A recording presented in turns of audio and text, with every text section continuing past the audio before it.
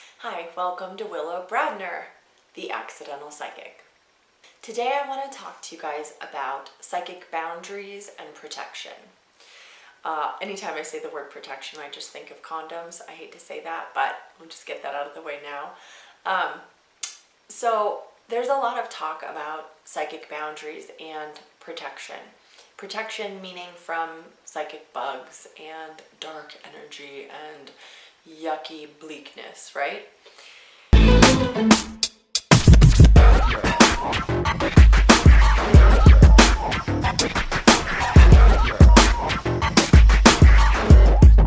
I have a couple thoughts about it.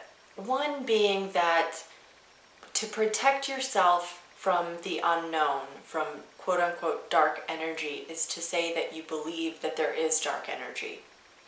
It's to say that you believe that there are yucky bugs out there that might get stuck to you. So when you protect yourself from that, part of me also thinks it might be a slight invitation. And if there's a slight invitation and there is dark energy out there, then you've more or less just said, hey, over here, don't worry though, I have my protection on so you can't get me. How many of you know somebody who's gotten pregnant even though they were using protection? I'll just use that as the example. So even with protection, you could still get knocked up. And in the psychic boundary case, you could still get what could be considered an energetic bug. Do they exist? Yeah, I think they do. I think there is some stuck in yuck out there. I think there are some psychic bugs out there, if you will. But it's no different in my mind than the Debbie Downers of the world and the people that we meet who are just really sad, energetic people, or just very bleak and deep and dark and can't find sunshine or light in anything. When you're like, isn't it a gorgeous day? Isn't this just the best day ever? And they look at you and scowl and go, ugh, it's so hot. Ugh, it's so dumb. Ugh, I didn't pack the right thing for my lunch. An energetic bug is no different than that person, in my opinion. And the best way to deal with an energetic bug is to send some love and light their way, to send some love, to send some joy.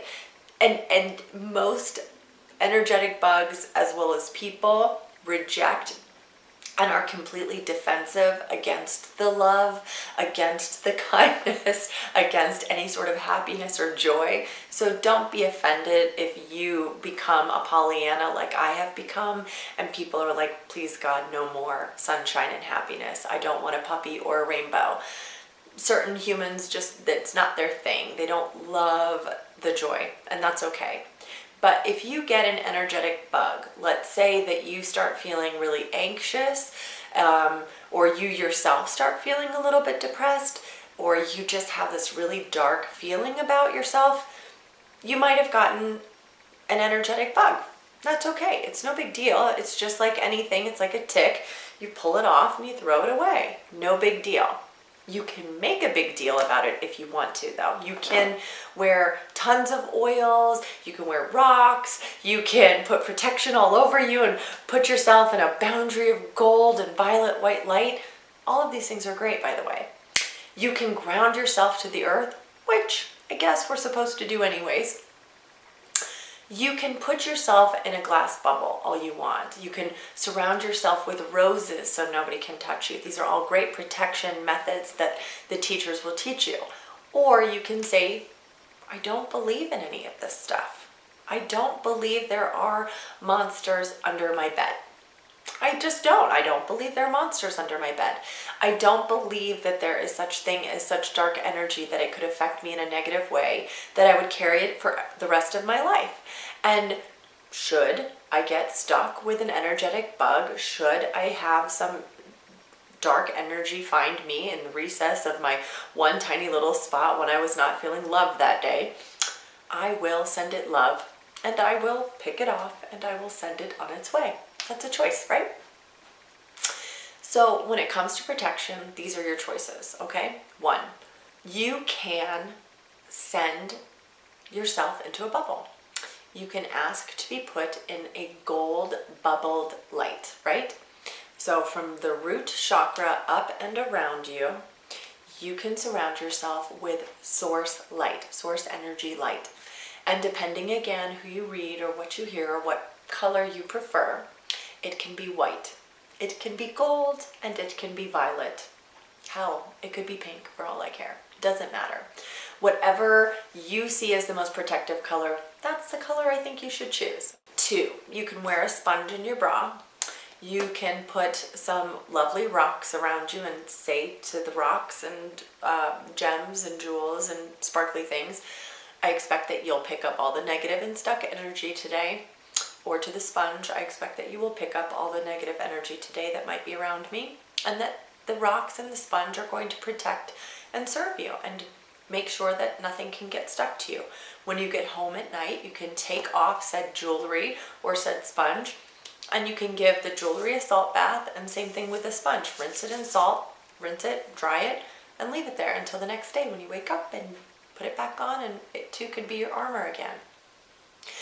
You can protect yourself with metaphorical boundaries and metaphorical sort of protection. Underwear and bra are great for energetic protection, just fun, right? You can put on your superhero costume every day when you put your clothes on and say, now I have this protection and armor on, nothing can get to me. You can imagine yourself wrapped in red roses. Red roses are great protection for people as well. The red of the rose is very grounding and very earth-like. And being grounded to the earth also helps us just to be protected and more present. And number 3, the most important protection I think that we can carry with us on a daily is love. Love and just being high vibes, and when those people and or darkness comes our way, if we are in love and we are happy and we are present, I'm not really sure they can stick to you. I think sort of the dark energy is allergic to love. And so if you are having a hard time that week living in your love, living in your joy, living in your happiness, then yeah, pull out the essential oils and the rocks and the sponges and the white light and the violet and the pink and the gold source light energy to surround and protect you. If you are energetically not feeling that joy, please, please, please put your protection on, okay? Put your magic underwear on if you have them, because you just might need some backup that day. And I think that it's completely fair to imagine that if you're down, you're likely going to pick up more of that down energy. So definitely protect yourself on those days. For myself, I am generally a high vibing gal, but I definitely notice that my vibes struggle during that time of the month. I'm very ungrounded, and I have anxiety that is just out of this world, and I do everything that I can. I take regular salt baths to clean myself, and I wear jewelry more that week. I definitely put my essential oils on, and I really put a lot of protection around me, because I do happen to notice that I get a little bit more stuck and yuck during that time period. But for the most part, I'm high vibing, so I don't really believe in it, and I don't really see it, and I really don't give a lot of credit or time to it. So I want to be clear, that's my choice. I don't suggest either one. I simply say use your gut, use your intuition, and remember that it's okay if you're feeling weak to put on a little extra protection. Now, just to wrap this up as well, I want to talk about clearing your energy, because even if you're protected, you can still get pregnant. So if you have protection on you, you still want to clear at the end of the day. And there's a couple ways to do that again. A wonderful saltwater bath, and you can use baking soda, salt. We have this amazing mud bath that we found that my daughter and I actually both bathe in, and it's just so fun and cool. It's by Calistoga, and I love it. So you can take a bath in any of those. You can use essential oils to help cleanse and clear. Again, it's a lot of the intention that you're just taking this bath as one sort of little love note to yourself. Hey girl, come soak in this hot tub. And then you also put the intention that it's clearing any of that psychic bug, any of the stuck and yuck that you've carried throughout your week or your day. The next really great way of clearing is I do call on Archangel Michael often for this one. I ask him to surround and protect me as well through my day, but in case my protection doesn't work or I forget, you know, he's always there and he always has my back that way. But I also ask him to clear all psychic cords. And there are, again, two schools of thoughts when it comes to releasing psychic cords. One is that you cut a cord, and two, that you release a cord. So what a psychic cord is that there are people that we meet in our lives who attach themselves to us. And they don't do it sometimes intentionally, and they don't do it meanly. It's just simply that our energy was that great, if you will, that they can get some energy themselves, or they can get help themselves, and they'll stay attached. So I do this in the car ride home. Dear Archangel Michael, please help me to release all psychic cords that are not of my highest good. And voila, sometimes anxiety that I didn't even realize I was carrying just goes ding and flies off. It's amazing. So why I don't cut the psychic cord? I don't believe that's a very nice thing to do. Personally, I feel like we don't need to be cutters. We just need to be releasers. And by releasing, we're giving them an opportunity to release whatever energy that they needed to. We're giving them an opportunity to go find and seek something that would be better for them. Whereas cutting is more like severing. It's like chopping this tie. Some people need to be severed, and I get that, but most people can be released, and releasing comes with forgiveness. So if you have something that you're trying to sever or cut, also imagine release with forgive. Releasing them and forgiving them simultaneously gives you high vibes and gives them high vibes, and everybody's happy. So do try that as well.